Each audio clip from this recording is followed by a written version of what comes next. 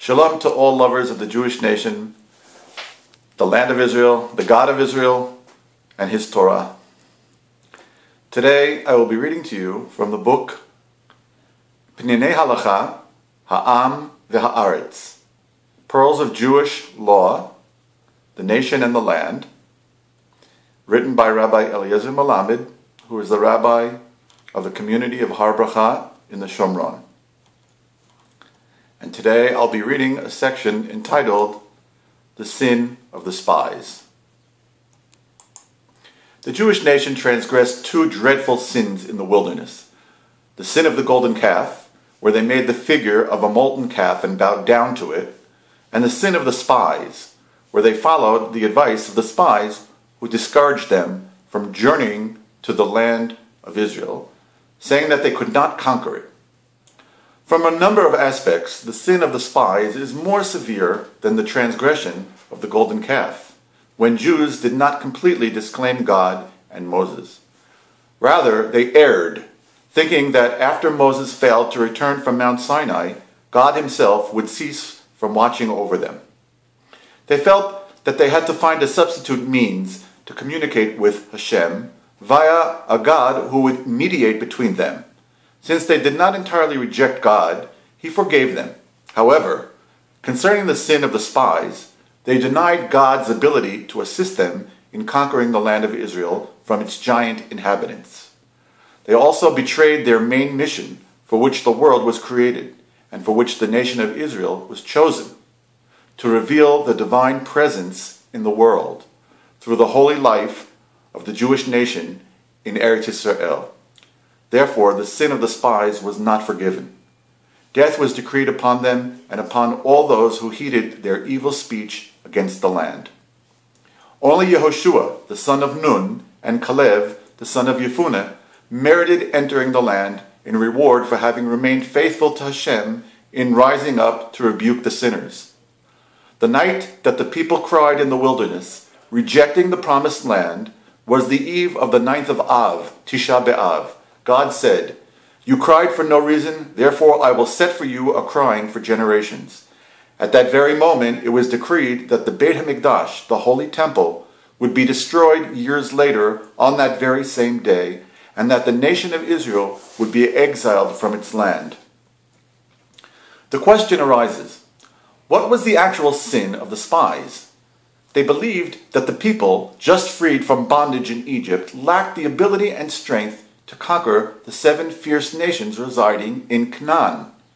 In their opinion, if the newly formed nation agreed to fight, they would be defeated and face the possibility of total extinction. If so, they had an ethical obligation to warn the people about the apparent danger, for the preservation of the Jewish nation is more important than the mitzvah of settling the land. Even though they were mistaken in their evaluation of the situation, for in fact, Israel could have conquered the land. Nevertheless, since the spies seemingly spoke out of deep concern in order to save the nation from defeat and extinction, there was no need for them to be punished so severely. Rather, they should have been praised for the national responsibility they exhibited. However, their underlying sin was that they did not love the land of Israel and understand its vital significance to the nation. Not having a passionate love for Eretz Israel, when they saw the difficulties in conquering it, their hearts fell and they began to invent excuses and reasons why it was impossible to go up and possess it, until finally they lost all faith, as it is written in Tehillim, or the Psalms. Moreover, they despised the pleasant land. They did not believe His word. In contrast, Yehoshua and Caleb, who cherished the land, declared, "The land through which we have spied out is an exceedingly good land." In spite of the difficulties, they believed that with God's help, it was certainly possible to conquer the land, rallying the nation with the call, "Let us go up at once and possess it, for we are surely able to overcome it." Judging from Hashem's fierce anger against the spies, it became clear that Yehoshua and Caleb were right. Had the nation listened to them, the entire generation would have been saved and would have merited entering the land immediately. Ironically, the spies, who professed to be concerned about the welfare of the people in discouraging them from waging what was, in their eyes, a losing battle, they themselves caused the death of their brethren in the desert. The spies believed that life in the wilderness was on a higher level than the life awaiting them in Eretz Israel, because with the manna, the well of Miriam, and the protecting clouds of glory, they didn't have to worry about securing their material needs, since everything was miraculously provided for them from heaven. Thus, they came to despise the cherished land where they would have to work for a livelihood and take up arms against the fierce giants they had encountered there. The Baal HaTanya, the first great Admor of Chabad, explains that the spies did not want to journey onward to Eretz Yisrael because they didn't want to deal with the down-to-earth physical necessities involved in conquering a land and settling its borders. They wanted to keep the Torah as a spiritual discipline alone, without the need to convey its messages through physical deeds and mitzvot. He wrote in his Likutei Torah, however, in truth, they were mistaken, for the essence of the mitzvot is to perform them specifically in Eretz Yisrael.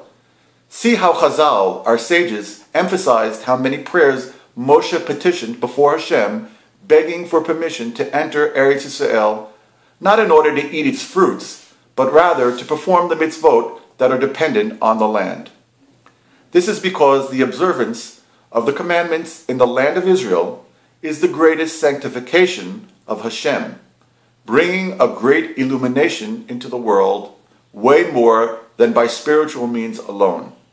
Similarly, in recent generations, when an awakened desire to return to Zion and rebuild the land began to beat in the hearts of Jews around the world, leaders rose up seeking to discourage people from joining the movement, with strident claims about the insurmountable dangers awaiting them in the land, including famine, plague, and bloodthirsty Arabs.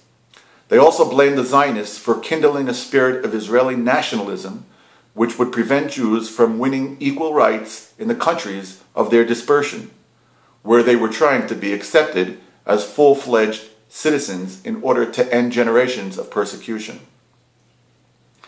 But alas, it soon became clear that in Zion there was a refuge, while the Jews who remained behind in the diaspora suffered both physical annihilation at the hands of the Goyim and spiritual extinction through the rampant assimilation which resulted from gaining equal rights. It later became clear that in Zion there was refuge from destruction of assimilation and the physical extermination of millions of Jews in the diaspora. Similarly today, someone who does not understand the value of the land finds that it is difficult to settle and wishes to withdraw, and thus bring disaster upon the people of Israel. Those who understand the land's importance find practical ways of how to hold onto and settle the land. If we look at the situation, we find that among those who love the land, there is a large and solid majority that opposes any withdrawal whatsoever and is sure that we have the ability to hold on to and settle the land of Israel.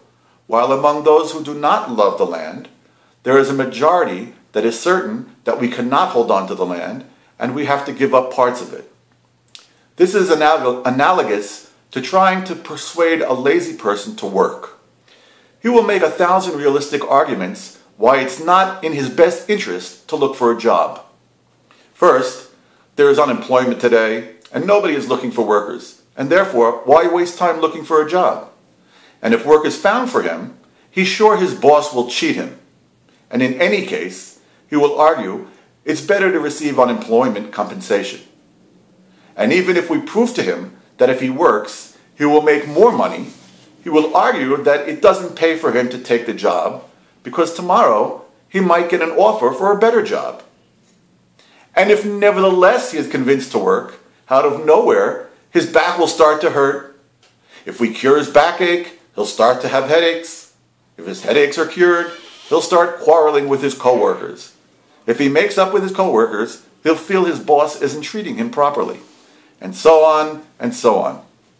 In short, the problem is that he does not want to work. Shalom